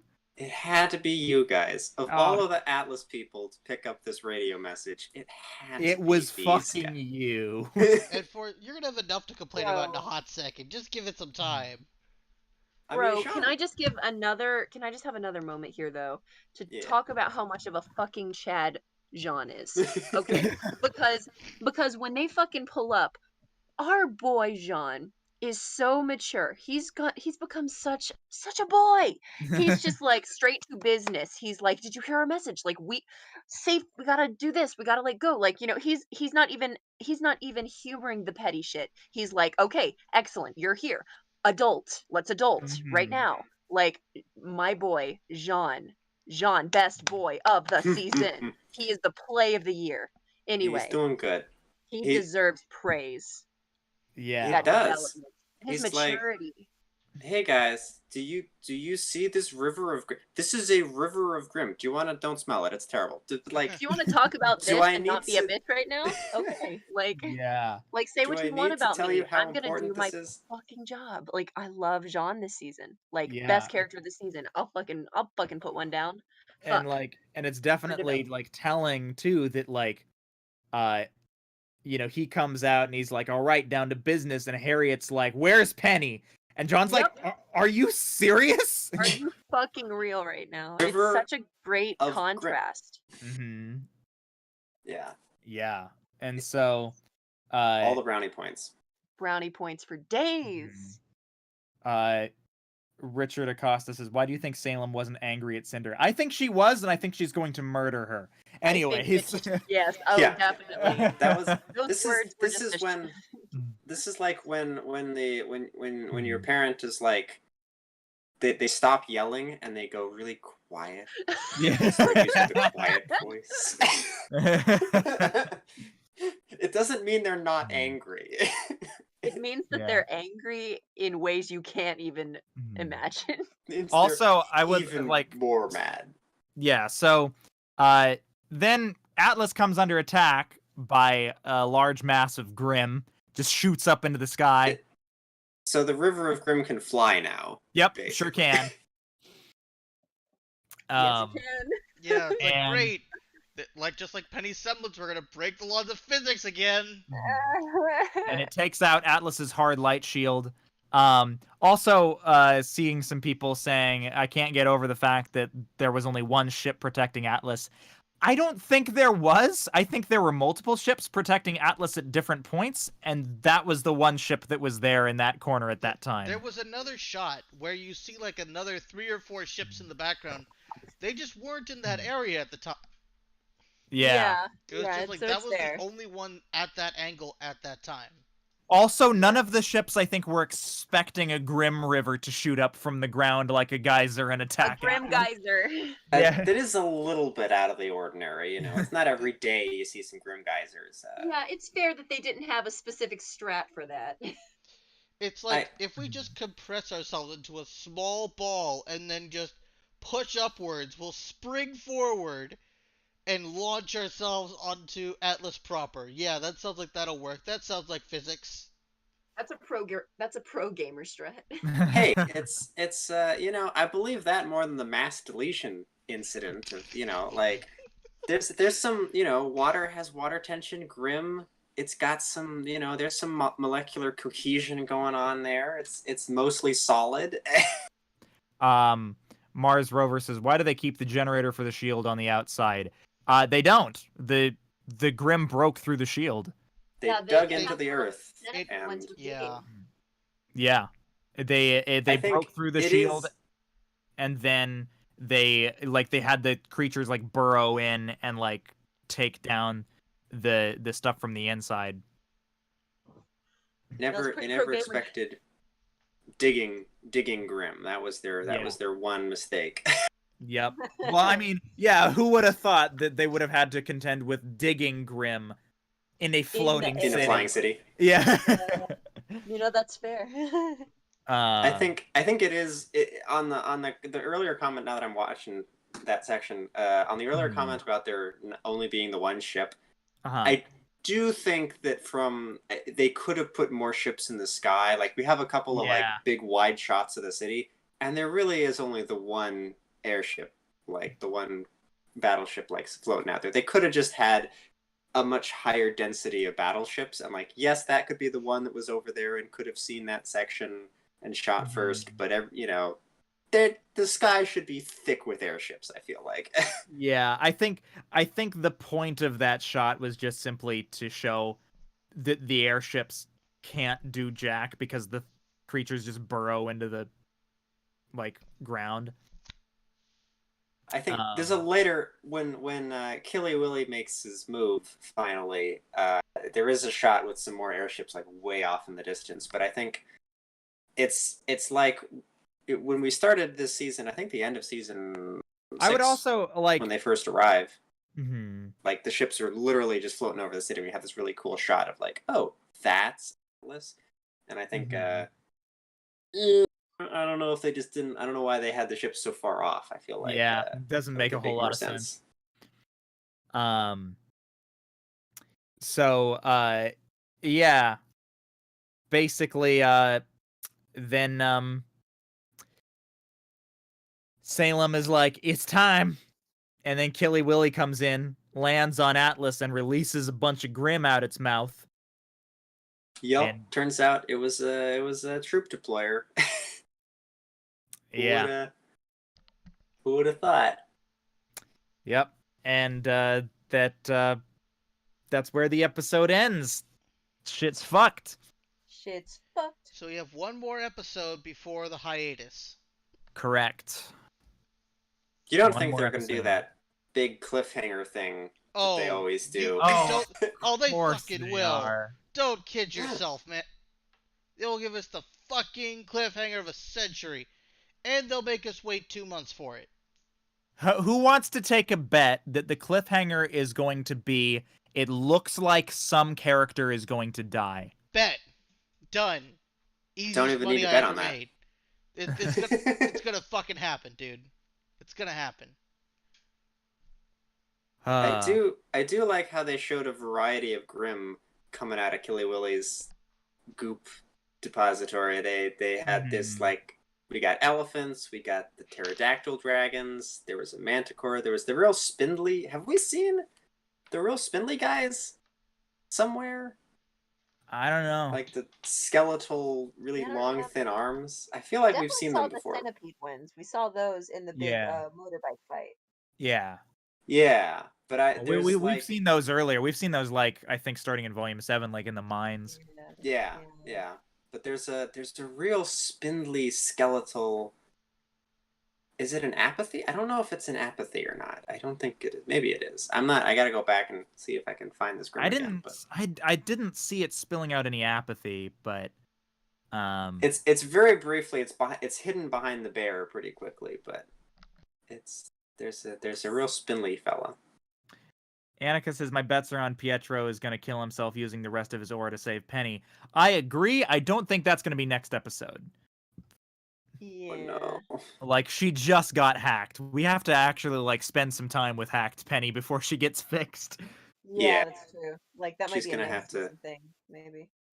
Red lasers are gonna have to shoot a few times before Yeah. we. Not next season, but that might be after the break. Because I think this upcoming episode is the last one before the break, right?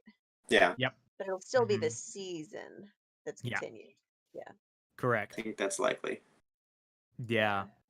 So I don't know. What are your guys' predictions for the next episode? Atlas falls, everyone dies. That you know, for the first time ever, that seems somewhat likely. I know that if one day, if I keep just saying rocks fall, everyone dies, one day it will come true. One day it'll be true. I And after think that, I'll have to Winter find and some new Weiss prediction. will see each other. Sorry, what? What's I that? think Winter and Weiss will see each other. I don't know what will happen, but I think it's going to happen. Okay. I think we're going to definitely find Penny's body. Like, I think there's going to be. Oh, I think there's going to be the jailbreak stuff. Ooh, Oh, yes. Watts. Okay. Because, That's- that's Cinder's first stop. I think we're getting a full jailbreak. Yeah. Yeah. Hell I yeah. think that's gonna happen, and then he's gonna have control of Penny. Ironwood's gonna be like, well, but now what do I do? I had this guy that hacked my super defense robot, and now I don't have the hacker or the defense robot. It's almost like I've made terrible decisions. And he's gonna go further. He's gonna go even more crazy, I think, at this point, because like literally, the enemy's at his doorstep now. His plan of like, well, I'm just gonna fly away and not have to deal with any of this. Honestly, I think the only next step for Ironwood to be quote unquote crazier is if he murdered like people out in the streets while civilians are watching, like because he did it like in the room with like his his trusted people, but he would have to either flat out in the street shoot like some people with all the people watching that is presumably innocent, or he'd have to kill a fucking Aesop or threaten to kill Winter. Like I think those are all likely at this point. no, I think they're Yeah. likely. I just don't know which one it's gonna be. I don't know if he's gonna. Do you think if the Grim come knocking on his office door, what are the odds you think that he's just gonna, put one in the chamber and I don't think Ruby's gonna do that. I don't think the show RWBY is gonna do that. yeah. It'd be pretty dark. I'm not. Yeah. Yeah, No I don't question. I don't think they're gonna show him killing himself. Like, I mean, they can always do the, loads gun, screen goes black. I also don't think they're thing, gonna do but- that either. I'm not even sure if that's how he would transfer his aura in the first place. Yeah. Yeah, That I sounds don't like think he'd that's need how to that make works. like physical contact with Penny, and then he'd just lay back in his coolest wheelchair ever and Wait, expire. we're talking about Pietro. Or we're talking about Ironwood.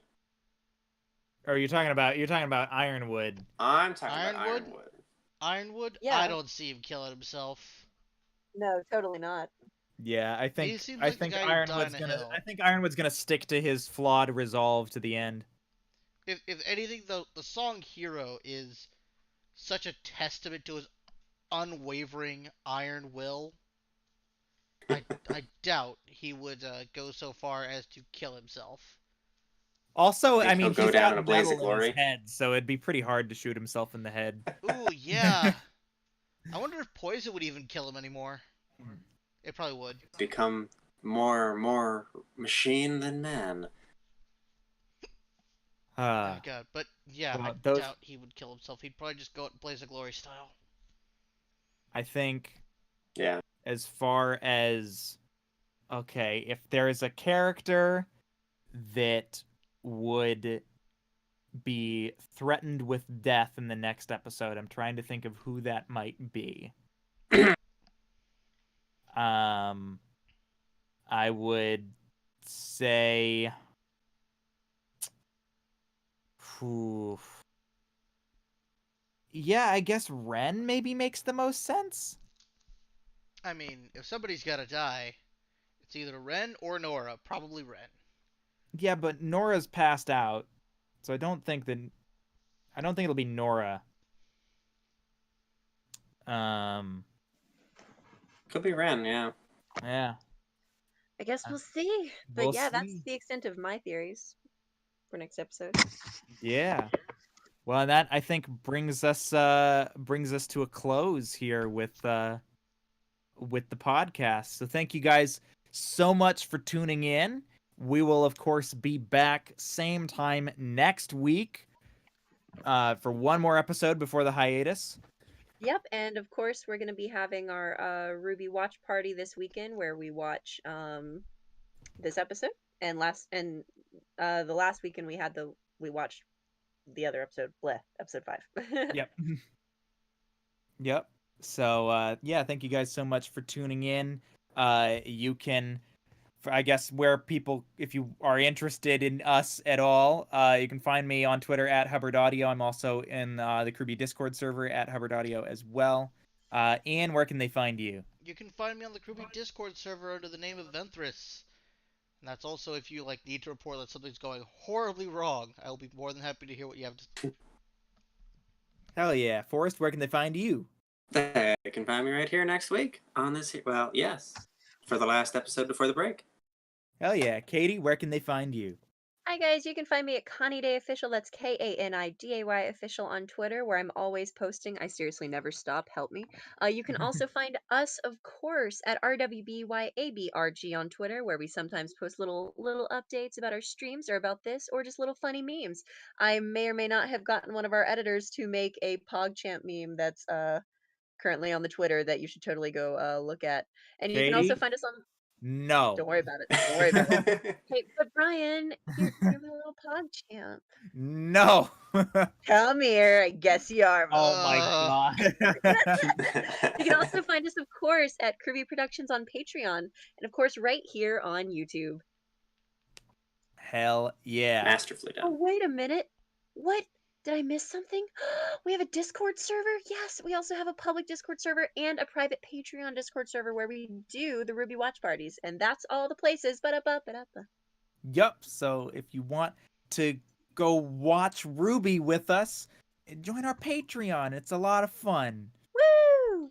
If you want people to watchful eye of Big Brother on you, please join our Discord server. Yeah, in our public Discord server, we do have a chat where people talk about episodes as they come out for first members. Yep.